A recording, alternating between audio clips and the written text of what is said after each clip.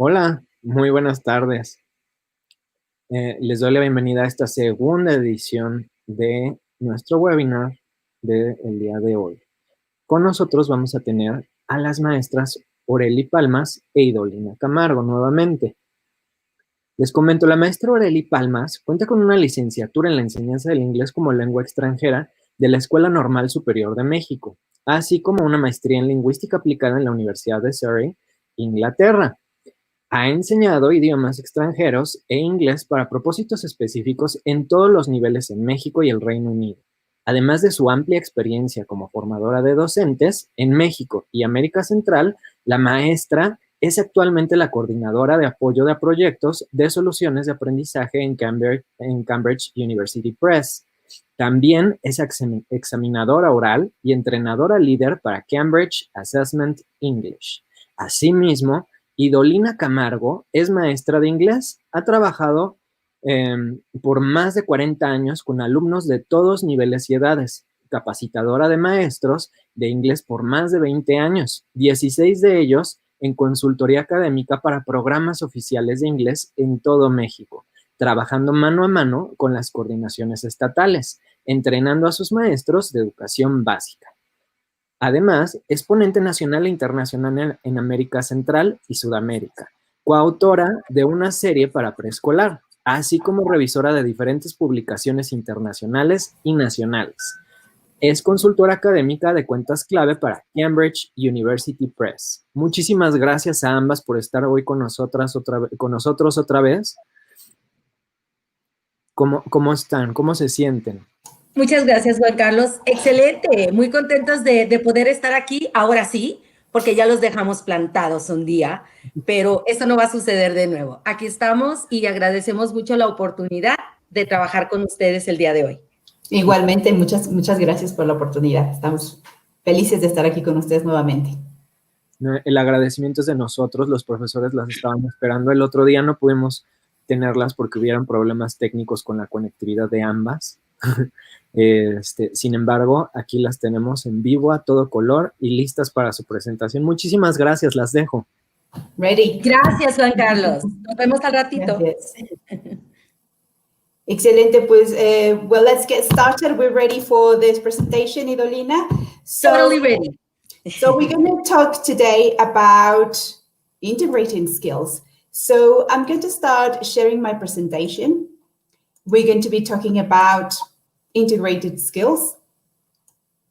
So you should be seeing my presentation now. This is the topic today. So what are we going to be looking at today? Well, this is the agenda. We're going to be looking at language skills, what they are, establish what they are, and what do we call them like that. Then we're going to talk about the integration pattern, so how we put them together into our classes. And we're going to talk about two ways in which we can integrate those language skills. We could do it through content-based teaching and through task-based teaching. And of course, we're going to show you some sample activities that we hope you will enjoy as we enjoyed designing them. So let's get started. So what are the language skills? So we all are familiar with the 4 language skills. We know that they are divided in the way that how we use them. Either they are productive or receptive. So the productive skills are speaking and writing, and the receptive skills are reading and listening. I am sure everyone is very familiar with all these. However, what are the micro skills? So they are the language skills that are going to help us to achieve the productive skill of speaking. So let's make a review of these soft skills. So can you remember the soft skills, Idolina? Oh, yes, there are many soft skills. Exactly. So we're going to review them now, and we're going to do an activity. I love using Menti, and I want you to vote. Well, more than vote, tell us what soft skills you can remember, either productive or receptive. Again, there are 2 ways in which you can participate in this activity. You can do it through the code. So just take out your mobile phone and with your QR code reader, go to the screen, and it will take you directly to the link where you can write down any soft skill that you can remember. And If you don't have a QR code reader, you can do it through the website, to the application directly. Go to menti.com in your laptop or in your mobile phone and type in the code. This is the code for you to write down to help us with this activity. So think about a subskill, either receptive or productive, and write it down. So it's a brainstorming activity, okay? So two ways to vote. If you cannot do it with a QR code, just go directly to the website.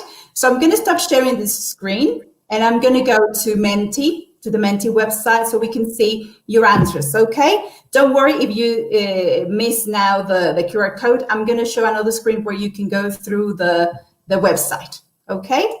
So. Okay, teachers, come on.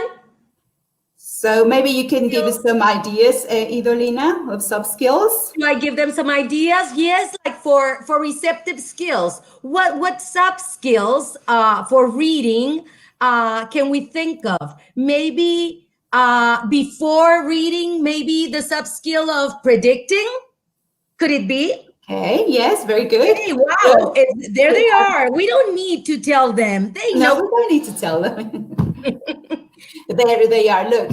So we have 147 teachers participating. Yes, we have soft skills here like skimming, scanning, inferencing, listening for gist, listening for general information or gist, listening for detail, skimming, listening for detail, inferencing, reading for detail. Yes, so we have some of them there.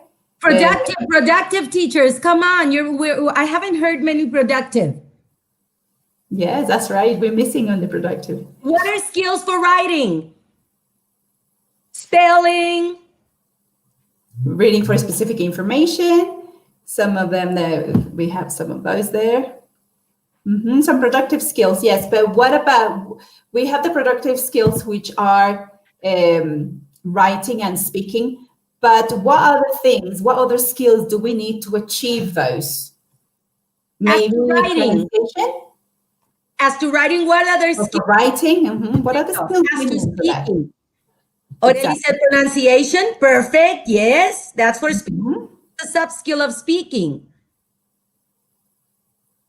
Yes, that's right. So, wow, we have a great word cloud.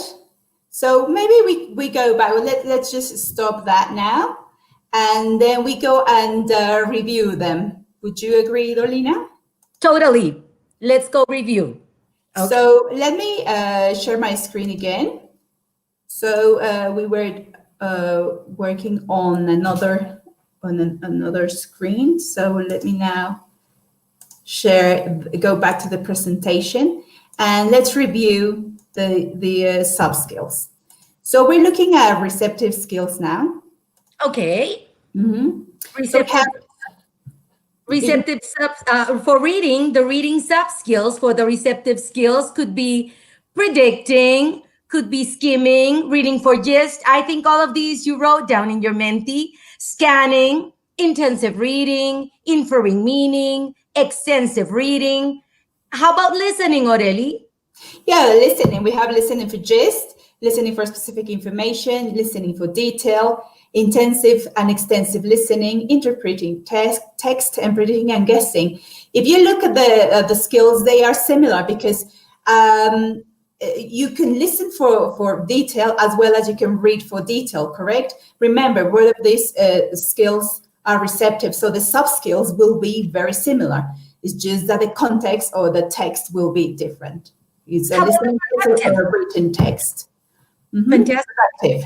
And the productive for writing, the writing sub skills could be spelling, pronunciation, word order, text agreement, okay, cohesion, coherence, and speaking, Aurelie? Yeah, and then for speaking, the speaking sub skills, we have pronunciation, word stress, sentence stress, word building, appropriacy, and connected speech. Again, how do we when we are speaking or when we are writing, we are producing language and we are expressing a meaning. When we do it in writing, it's through the spellings or the punctuation. That's how we help us to convey meaning. But in speaking, what we use is pronunciation and word stress, for example, to convey meaning, to show mood, etc. Okay, so I think with that we have reviewed what are the skills and the sub-skills that help us to develop those skills. So sub-skills help us to develop the skills. Okay, so but why integrated skills? Why do we want to talk about integrated skills? Well, because like it says on the screen, in real life, language skills of listening, speaking, reading, and writing are integrated, and they do not happen in isolation. So as opposed to the previous ideas or methodologies where you teach grammar separate from vocabulary lesson, and then you have a reading lesson and then another writing lesson, in integrated skills, what we are doing is actually understanding how language works. Because in real life, in natural communication, you don't separate listening from writing. You don't separate reading from speaking. They're usually together. So this is what the integrated skills approach wants to develop, or wants you to look at language in natural communication. Maybe at the moment, like ourselves in this webinar, we are using speaking and we're using reading, and maybe you might even be taking notes, so you're actually writing as well. So that's how language happens. It happens naturally, and we want to take that into the classroom. Rather than having segregated skills, we want to integrate all the skills together. And like it says here, language learning is not only something we learn about, it's something we learn to do, according to, well, you can see the citing there. But what we want you to see is that we don't want students to learn about the language. Knowing about the language is to know the rules, to know the tenses, but what we want them instead is to learn to use it. And if you think about your program, the national program of English, they talk about that. It's about learning to do, learning by doing, learning by using. And this is what the integrated skills approach is about. And this is what we want you to see how we can implement it into the classroom. Okay. And it's totally different from the traditional approach, no, of segregated skills, where we used to practice or present a single skill in isolation. But that's not real communication. That's not real life, no? Correct. In real life, like you said, all the skills occur together. We are driving our car and I'm listening to my sister talk. And at the same time, I am reading the signs around me. And at the same time, we're taking notes of something. I mean, not driving it. Don't drive. But okay, that may happen, no? And we're texting on the cell phone. I hope not. Okay. Correct. So all the skills happen together. So, and this is what we want to develop the activities about, no? So why is it useful to integrate skills? Idolina, do you want me to stop sharing mine and you can share yours? Yes, thank you very much, Aurelie. Please. Okay. So I've stopped.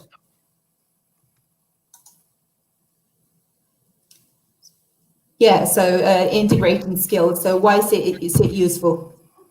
Idolina, are you sharing? Yes, we can see now. Can you see it? Yes, correct. Okay, so why is it useful to integrate skills? First of all, because an integrated skills lesson allows our practice closer to the real world. It's exactly like we said. Skills happen together in life. They don't happen isolated, okay? Lessons in which one thing leads to another are definitely more satisfying for students.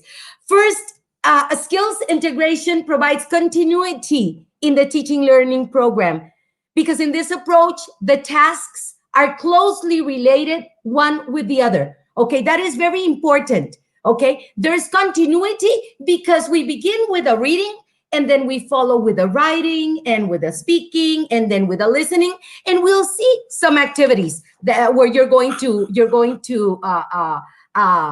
learn what we are telling you, okay? We're going to do activities for this. There's more variety in an integrated skills lesson, definitely, definitely. And opportunities for a topic and vocabulary to be fully explored, practiced, and recycled. Activities in the integrated skills approach can be designed to provide input before output, okay? It also provides realistic learning, as skills integration allows for developing the 4 skills within the realistic communicative task. In one single task, we are developing the 4 skills, and that is fantastic. That is real life, okay? It also provides opportunities for recycling, for reviewing of the language, okay? The language that we have taught already, and that is very important for student motivation. Also, skills integration increases confidence, okay, to a weaker and less confident students. When we integrate students, integrate as skills, students are a lot more confident, okay? So skills integration pattern. What is the skills integration pattern? It can be done in different ways, but the most convenient way is using this pattern: input, interaction, output. We can go from receptive, which is listening and reading, to productive skills like writing and speaking, okay? Maybe the main skill we'll plan to develop is reading, okay? Maybe the skill that we are going to be focusing on right now, because we're going to do an activity, it is reading. But there is a lot happening before we actually read, okay? We don't just take the book and begin reading, do we? No, we don't, okay? So there's a lot happening before we begin to read, okay? We use pre-existing knowledge of the world, which is called schema. We use understanding. We understand. It involves much more than just knowing the language, okay? Understanding the language, okay? In a reading exercise, what are the stages in a reading exercise? Okay, we should be having always, before we do the reading, a pre-reading activity, which are tasks that help activate the schema and help pre-teach key vocabulary. What are we going to do before we read? How are we going to activate this previous knowledge? Okay, while reading, they are tasks that we assign, of course, before reading, but are going to be done in the reading, with the reading. Okay, they allow students to extract information that will help them make sense of that information. We're going to tell them what to focus on in the reading exercise. And of course, everything and all the things that we do after the reading, where students perform different tasks, okay, with the reading and get the chance to personalize and to clarify meaning, okay? We are going to do a reading. This reading is about the little red hen. Okay, the little red hen. Have you ever heard about that reading? Aurelie, have you heard? I think I have. You have? But I'm not You're sure. not I think sure. I Let have, me but I'm see. not Let's sure. see. What do you remember? What do you know about the little red hen? Can you tell us? What I know about the little red hen is that she lives on a farm. She's very hardworking, and that she has friends. She has animal friends, and she wakes up very early. Okay. Okay, with all that information, is there anything that you're missing? Is there anything that you would like to know that we will try to find out during the reading? Sure. I would like to know who her friends are. I would like to know if they are hardworking too, and what happens to the little red hen. Hey, and maybe something interesting about the. Okay, yeah, something interesting about the little red hen. Okay, so let us begin with the reading. The Little Red Hen.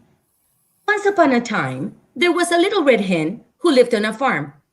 Early one morning, she found some wheat. Who will help me plant the wheat? Said the little red hen.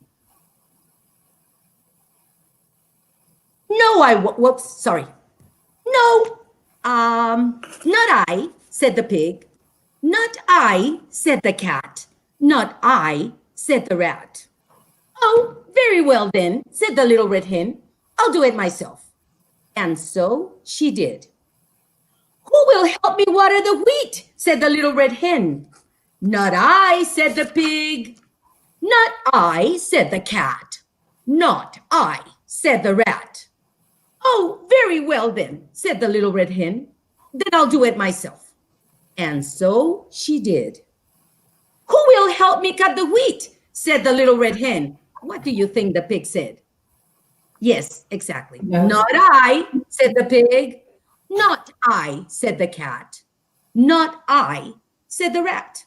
Oh, very well then, said the little red hen. I'll do it myself. And so she did. Who will help me carry the wheat? Said the little red hen. Not I, said the pig. Not I, said the cat. Not I, said the rat. Oh, very well then, said the little red hen. Then I'll do it myself. And so she did. Then who will help me bake the bread? Said the little red hen. And what do you think? It's work. So the pig said, Not I, said the pig. Not I, said the cat. Not I, said the rat. Oh, very well then, said the little red hen.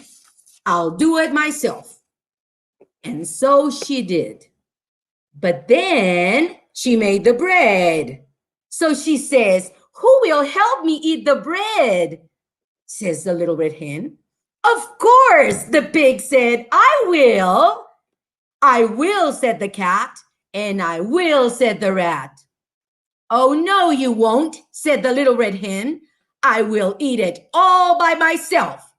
And so she did. Okay, so that's the story of the little red hen. So did we learn anything from that story? What do you remember about the story, Aurelie? Did we find out who her friends are? Everybody, do you remember who her friends are? Tell us in the chat. Yes, yes, the friends are the pig, the rat, and the Cat. cat. Of course, the cat. Okay, and are they hardworking too? No, they are not. No, they are very lazy. And what happened to the little red hen? Do you remember? Yes, she had to do it herself, right? Everything all by herself. And is there something interesting that you found out about the little red hen in the reading? Well, she is very hardworking, and her friends were very lazy. Aha, so what did she do? So she did it all herself, right? She likes to take revenge. And she likes to take revenge. She didn't let them eat the bread. Okay? So this is the story of the little red hen. So we just did the reading. Okay? So what do you think happened before the story started? What can we do? Okay. This is the story. Once upon a time, there was a little red hen who lived on a farm. Early one morning, what happened? Okay, so what happened? What do you think happened before this story? Maybe she was very good friends with her partners. Now this is a speaking activity that we're going to be working on with the students. Okay, now we can do another one. We can give the story of the little red hen a different ending. Also, your students can be writing a different ending about the little red hen. Okay, La Nieve is coming. Okay, you can hear the car. The ending was, oh, no, you won't, said the little red hen. I will eat it all by myself. And so she did. How can you change this ending?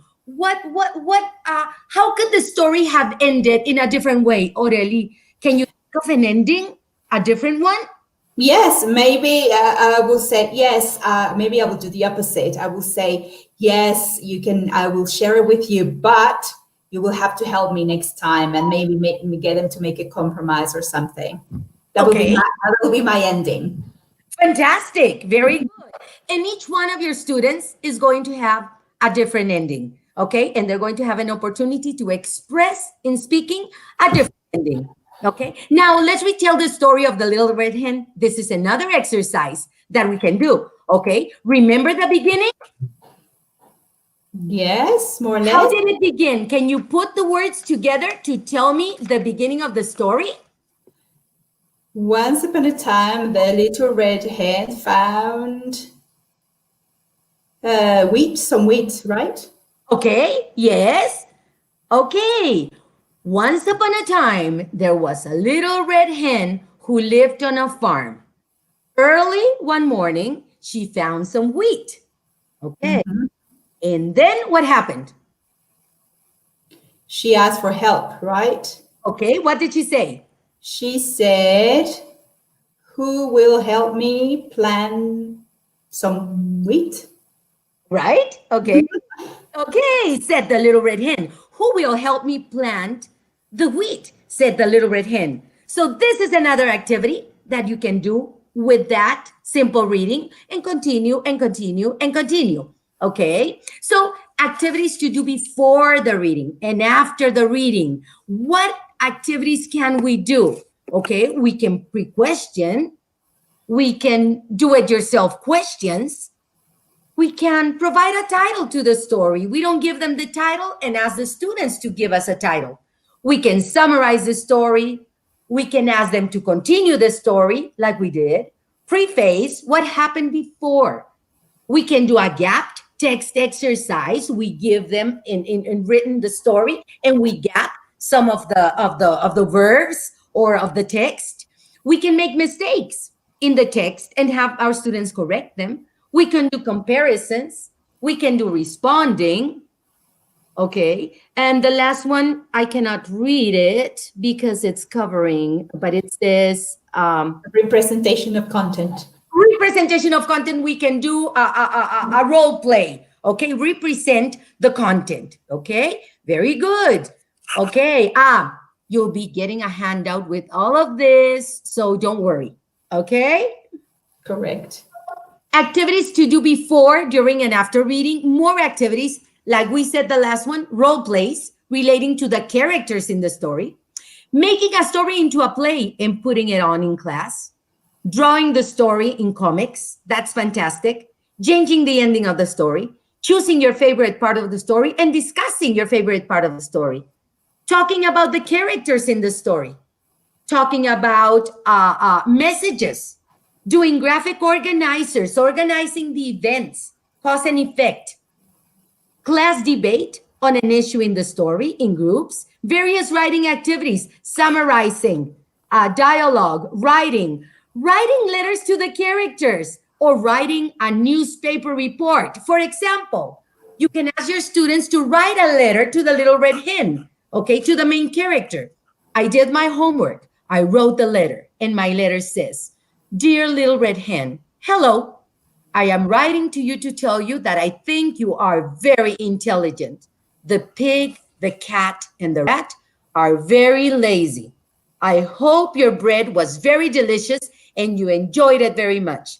Hopefully, the pig, the cat, and the cat learned a lesson. I did. I promised to help my mom out at home with the house chores. I love you, little red hen. Your friend, Idolina." Okay?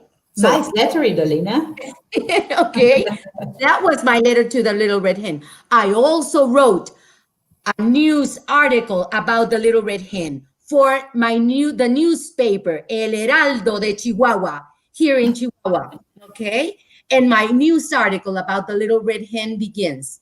The Little Red Hen, this is my article. The Little Red Hen by Idolina Camargo. Chihuahua, Chihuahua. A little red hen gets revenge on her 3 lazy friends who lived with her on a farm.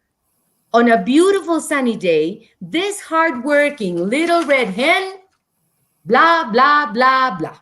Okay? So your students, depending on the level that you work, depending on the level that they have, will be able to do these activities, and that will enrich your teaching, your classroom, and that will motivate your students. Here we are integrating all the skills in a reading. Sure, and this could be also applied to, of course, this is for young kids, but you can do this at all levels, and that will depend on the age of the students and the level of the students, the type of vocabulary that you have already been teaching, and you can adapt it. So it's an activity that you can adapt to all levels. It all depends on the text. Definitely. Fantastic. The skills integration pattern, we can go, Aurelie, this is your part, right? I can do it, but yeah, because this is when we talk about, well, this is another skills integration pattern. So Idolina talked about starting with receptive and then going to productive, but we could go. You're going to share, right? I think it's your activity, Idolina, about the correct. You are right. Fantastic. Yes. Ooh. I made a mistake. Let me go back and let me share. Continue sharing my screen. Yes, I continue. Okay. Yeah, so this is another pattern that Idolina is going to show you. There is another pattern that you can use. Again, depending on your context, depending on the age of your students, depending the level that they have, then you can use different combinations. And Idolina is going to show you another combination. Okay, you can go from speaking to reading, then to writing, or you can begin with a reading like we did, then we do a speaking activity like we did, then we do another listening, then we do a writing. There are a whole bunch of combinations that you can work on. This does not mean that you have to integrate the 4 skills in every single lesson. No, it doesn't. Okay, but you do have to find ways of integrating skills. Okay, and practicing through based on a specific reading or writing task or listening. Develop the other skills, and this is like a more natural way of teaching. Okay. This activity that I'm going to talk to you about is planning a skills integration activity. There is a handout that we're going to be sending you, okay? And it begins with a writing. Students are going to pick up a card with an animal name, okay, that you are going to, I'm giving you all of this. I put them in the handout. Everything is there. We'll see it right now. Students pick up a card with an animal name, then they write a description of the animal that they got in a worksheet that you're going to provide for them. The worksheet is going to have different categories, okay? Then you are going to find your animal card. The teacher is going to have all the animal cards on a table, and you are going to have to find your animal, okay? It's not like, yes, you found the animal name, and we assume, or we shouldn't assume anything, okay? But we would assume that we already studied those animals and that you are going to be able to find the picture of the animal in those cards, okay? Then we go to a speaking and reading activity. We put all the cards together on a pile at the teacher's desk. A student picks up a card and provides yes, no answers to questions that students ask to try to guess what animal that is, okay? Like the 20 questions game. Okay, the students are going to ask you, is your card a mammal? Is your animal fierce or wild? Does it live in the jungle? Does it have long necks? Okay, long necks, no, I don't think so. Only one neck, okay? And from that activity, we can change that activity also to a listening activity. Okay, we can do it the other way around. The student picks up a card from the pile and reads the description for you to guess what animal it is, okay? And the cards look like this. This is like the worksheet. My worksheet, the animal that I picked up from the pile, the animal name is a bat. So in my worksheet, which is empty, I filled out the category part, okay? My bat, what kind of animal is it? What category? It's a mammal. What is the physical description of the bat? This is very simple. It is small and black. It flies. It has membranous wings. What are some characteristics? It flies at night. What is its habitat? It lives in caves or dark, humid places. And what is the food? What does it eat? It eats insects. Okay? So that would be my information. That information I'm going to write into the animal card. This is the card, okay? This is what it looks like. This is upside down because it's written upside down because it goes in the inside. Here is my animal card. Okay, this is the card that I picked up from the teacher's table when I got the little card that says bat. I looked for my animal, I picked this one up, and I filled from the information from the worksheet. I write it inside the card, and it looks like this. Can you read it, Aurelie? Yes. Is it visible, or do I have to? I cannot read it very well, but, do I have? But I can see it. I can see it. Yes, because you're very small. Okay, so this is the cat. This shape, yeah. The card with the information. Yeah. What it looks like, and what you are getting is all of this. This is these are the animal cards at the beginning that the student picks up before going to look for this animal card. Okay, without the information, it will be blank, and then they will write all the information transcribed from the worksheet to the card. Okay, and these are the animal cards. This is what they look like for every single animal. Here you have a card, and then you can work on all the activities that I mentioned a little while ago. Okay, that you pick up the card, the students begin, they don't see your card, they begin asking you questions about your animal. Okay, or we do it backwards. Okay, so I'm going to share my screen now, Ido. Yes, perfect.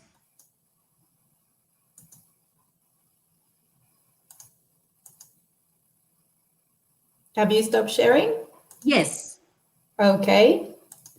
Okay, I'm going to start sharing mine. So, no, I cannot see my presentation. Maybe you keep yours, and I will just ask you to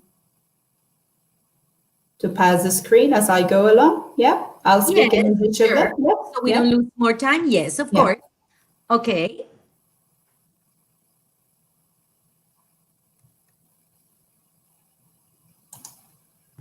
Thank you. Yeah. So we've talked about the patterns that we can use to integrate skills, but there are also two types of integrated skills instruction that you could use, and I'm going to be talking about those. One is content-based language instruction, and the other one is task-based instruction. Let's go with content-based, Ido, thanks. So in content-based instruction, as you can see on the screen, students practice all the language skills in a highly integrated communicative fashion while learning content such as science, mathematics, social studies, all of the arts, etc. So basically, content-based instructions is about learning English through content areas like through math, through science, through arts, through literature, music, literature, etc.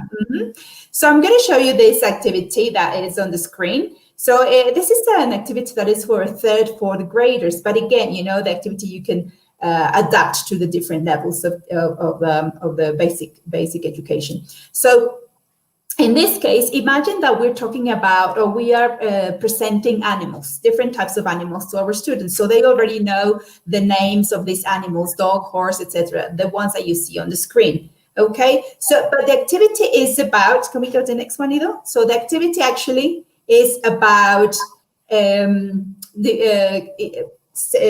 filling up this table, this little chart. So the vocabulary they're learning today is herbivore and carnivore. And students have to put the names of the animals into the correct side of the chart. So the horse is a herbivore. Can we go back to the previous one, Ido? And you help me with this one. So where would you put a dog? Is it a herbivore or a carnivore? Carnivore, definitely. Okay, what about the cat? The cat is a carnivore also, I think. I think, okay. Or maybe we can introduce a new word here, an omnivore, no? Do you remember omnivore? Yeah, it's the ones that eat both, correct? So you can divide them into all these different ones. So can we go back to the next one? So the idea here is that we are integrating skills. So maybe what we did first with the animals, that's what we are just checking the vocabulary. And then with the activity that we just done before, when we divide herbivores and carnivores, we are doing some writing, but we are also practicing the vocabulary, the animals, rather than just doing the drilling, dog, dog, dog. We're actually drilling in a more meaningful way by dividing them into carnivores, herbivores, and omnivores. So we're practicing vocabulary there. After that, maybe we could, the students can do the reading, as you can see on the screen, they can do a reading on animals, or maybe there's a video, there's lots of videos on YouTube that you can see. So they're also listening and maybe they could do speaking activity. And also, maybe after that, they could do a presentation. The students can, I will do a presentation of my favorite herbivore, the panda, right? And the students can do a presentation of that. So like that, from a vocabulary lesson, my vocabulary lesson turns into an integrated skills lesson. So you see the difference, rather than just presenting vocabulary and okay, dog, cat, and just repeating that. Then I turn that into a integrated skills lesson by using that same vocabulary, but in different skills, using different skills, reading, writing, listening, and speaking. You can see that the little girl there is presenting the favorite herbivore. Mm-hmm. So another activity we could do is this one. Idolina, did you know that a 60-gram bar of milk chocolate has 7 teaspoons of sugar in it? So how many? Oh, I did it. Oh my God, that is terrible. How much sugar have you been eating this week? Well, I love chocolate bars. No, it's not true. Yes, I do. I don't eat them. But yes, that is terrible because there are people who eat 2 or 3 at a time. Exactly. So think about that. So this could be a speaking activity. We could start by doing that. How much chocolate have you been eating this week? How much chocolate did you eat yesterday or today? Or do you like chocolate? So this is we will start this another lesson within the speaking activity. And next one, if you could see on the screen, again, it's an activity that shows the different types of nutrients in food, no? So the carbohydrates, sugars, fats, protein, calcium, etc. And there is a reading here. So it's a reading about all of these different nutrients. And then students have to fill in the gaps with the new words. I think this type of activity will be easy for students because we speak Spanish as our first language, and all these words are derived from Latin. So they're very similar to Spanish. They don't have much problem with this. So we started again with this speaking activity by, you talked about schema. And so we are making them to think about the previous knowledge, and then going into the reading to talk about that, and writing as well, because they have to fill in the gaps. And then we could do more, right? Idolina, can you show me the next one, the next slide? It is. So we can put the food into categories through healthy and unhealthy food. So we can see on the screen, for example, ice cream. Would you say that's healthy or unhealthy, Idolina? Very healthy. Ice cream. Yes, super healthy. Well, maybe there's something to discuss about. So it can turn into a speaking activity as well. So, but we have fish, we have all different types of vocabulary for this topic, right? And you can even go to another category like fruit, divide them into fruits, vegetables, or other as well. And then you can continue by doing activity 2, which says there, circle the foods you like to eat, for example. So we turn in the same activity more personal by circling the things that they like. And in the next on the next slide, you can even make it into a project. You can get a food diary. You get the students to fill out a food diary and watch out what they're eating. And actually now there is the new subject that is going to be taught in basic education, right? It was announced this week that we're going to be looking at that because of all these things happening. We need to improve our health. So this is an activity where you're integrating all the skills. And as I said before, instead of just turning into or teaching a vocabulary lesson, we turn a vocabulary lesson into a skills integration lesson by doing all these things. And remember, practice makes perfect. So what we want is that the students keep practicing and practicing the vocabulary so it goes to long-term memory. So by doing these type of activities, they're using the same vocabulary all the way through all these different activities. And they're practicing it, but also they're practicing all these different soft skills. like punctuation, pronunciation for the speaking, etc., etc. So another way is task-based instruction. For task-based instruction, it's about using special types of activities. Sometimes we use activity and task as a synonym. However, in task-based instruction, a task is an activity that it's, like it says here, that requires manipulating or interacting with authentic language. So the key point here is authentic language, as well as paying attention to meaning rather than form. So meaning and authentic language, that's what a task is called in task-based instruction. So Idolina, do you think that that making my students do what we call a planner, right? A whole planner of a new vocabulary, is that a task? It's an authentically non-authentic task. Is not. No. It's not a task. Definitely right? not. So let's talk about, let me show you an activity that is what we call, that Noonan calls a pedagogical task. And this activity is called Getting the Picture in Mind. And it's about me, the teacher, showing you a picture. But first of all, students are going to get into pairs. They get into pairs and they decide who is going to be A and who is going to be B. They both look at the picture together, and B, I think it is, B writes sentences. You decide how many. I'm not going to write 5 because we don't have much time, but let's say 2. We're going to write 2 true or false present continuous statements, and then I'm going to test my partner. So imagine we're going to do the activity. So the students are Idolina and I will be B, Idolina, and you will be A. So Idolina, I will be testing you. So the teacher is going to show us now a picture, and I'm going to write, based on that picture, 2 sentences, okay? And Idolina, you're going to be tested, so you should be paying attention to the screen now. And you 2 teachers who are participating today, I can test you too, okay? So observe the picture properly. You give your students 1 minute, and then I will test you. Okay.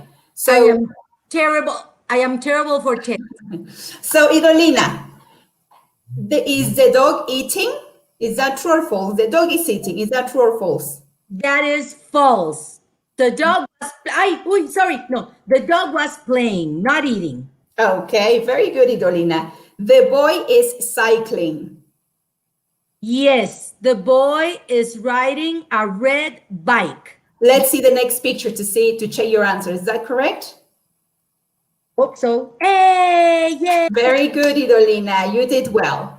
So that is the idea of the activity, and I think we're going to be finishing very soon. So we'll have to finish with this, but this is the idea. If you go to the next slide Idolina, you will see the instructions. So that's basically what we do in task-based instruction. So the idea is that use pedagogical tasks, but with authentic language. So when you talk about present continuous, rather than just telling them what to do, or just doing the activities on the notebook, show them scenes with real actions, so that students can actually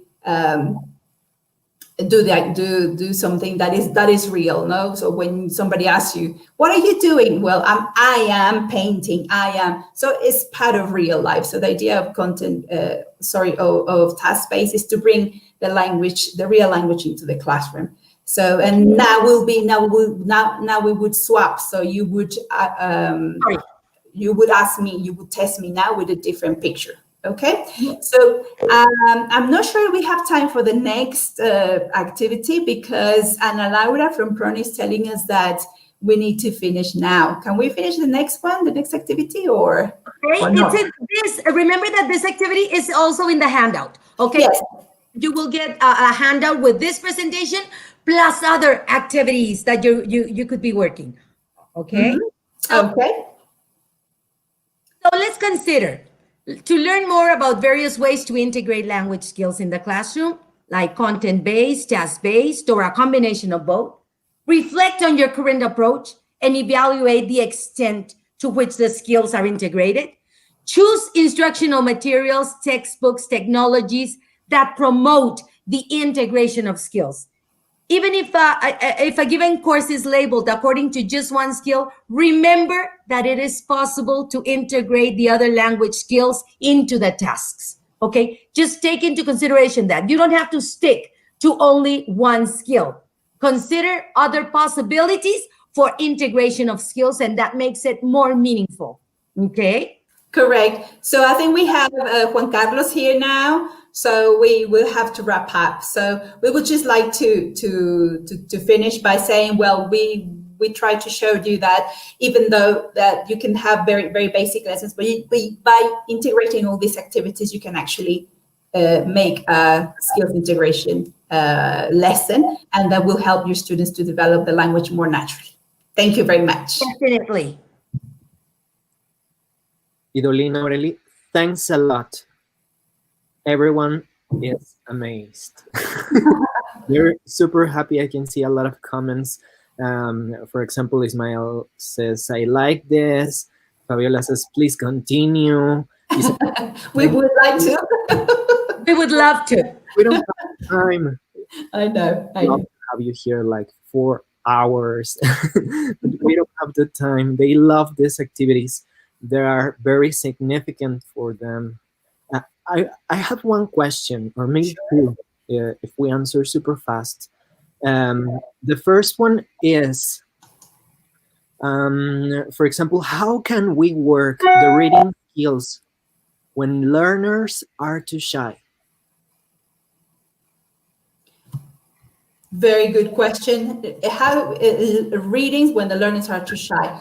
You need to give them time. Remember that we have different types of learners. The outgoings that always want to participate, and the ones who are not, they need their time. You need to give them time to work with the task first, and then don't make them to present to everyone. Just make them to present to their peers, and then you put them into bigger groups. Don't put them in the spot straight away. And another very good idea is if you know that you're going to do a reading tomorrow, tell those shy students that tomorrow we're going to work on our reading. Tell them what we're going to read so that they will pre-read it at home, and they will have an opportunity to be more successful in the tasks that them. Okay. Yeah, so that way they become more confident in their own language. Definitely.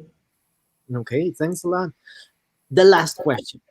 Leticia Cortez says, need activities for my secondary school. Could you give me an example, please? All of these activities can be done in primary and secondary. Okay, the reading of the Little Red Hen was just an example of a primary reading, but you can do any other reading and follow the same the same activity pattern that we did. It's exactly the same. It is just your imagination is your limit, okay, for adapting all of these activities. Definitely all of these together with the one of the cards that we gave you, the one of the bat, okay, adaptable to any teaching situation, to any language that you are using at the moment. It doesn't necessarily have to be animals. It could be, I don't know, places, monuments, flags of the world, which in secondary we see those topics, okay? And you can do it about that, okay? It is, don't let your imagination limit you, okay? Okay. Aurelie? Yes, probably also the ones that we have that I show you. The topics are for everyone. Maybe just the little pictures that were a bit more kiddie-like, but you can actually use them with text for bigger students. But the activities are exactly the same. The pattern is the same. Okay, thank you. Maybe just one last question. They are loving you. Jose Gerardo Martinez says, how can we adapt these activities to distance learning? Oh, just by assigning them previously to gather the information, sending them the reading, okay, and then you can do the speaking activities in a breakout rooms in your online teaching, Okay, it's a matter of just rethinking a little bit backwards. Okay, instead of doing the reading in class, pre-assign it. Exactly. You need to think about where they would need your help, what part of the activity they need your help with, and that's where you do it like on a live session. But when there are activities where they don't need your help, assign that. Yeah, either previous you see them, or after you see them, not like the post reading activities, for example. We did it in that way. We did it online. We are not face to face with you, and we did the activities. So it's the same. Okay. Sorry. Thank you very much. Gaby de la Rocha says, thank you both, Idolina, Aureli, you're awesome. Also, Maria de Los Angeles says the same. You are amazing. Alejandro Pacheco says, excellent webinar. Thank you both. Eduardo, really, really enjoyed it, and everyone loved it. Fantastic. That's great to hear. Thank you very much. Thank you very much. Thank you. Thank you, teachers. Thank you, Juan Carlos. It was a blast to have you here with us. Thank you very much, Juan Carlos. And thank you, everybody. Thank you, teachers. We are fascinated to be here. Thank you very much.